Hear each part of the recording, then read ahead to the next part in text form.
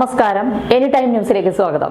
സംസ്ഥാനത്ത് സ്വർണ്ണവില 53,000 കടന്ന് കുതിപ്പ് തുടരുന്നു. ഇന്ന് പവന് ഒറ്റയടിക്ക് 840 രൂപ വർദ്ധിച്ചു. 53,360 രൂപയാണ് ഒരു പവൻ സ്വർണത്തിന്റെ വില. ഗ്രാമിന് 105 രൂപയാണ് കൂടിയത്. 6,670 രൂപയാണ് 1 ഗ്രാം സ്വർണത്തിന്റെ വില. ഇന്നലെ പവന് 80 രൂപ വർദ്ധിച്ച് വില 52,520 രൂപയിലെത്തിയിരുന്നു. അടുത്തിടെ 50,800 രൂപയായി താഴ്ന്ന് ഈ മാസത്തെ ഏറ്റവും കുറഞ്ഞ നിലവാരത്തിലേക്ക് എത്തിയിരുന്നു.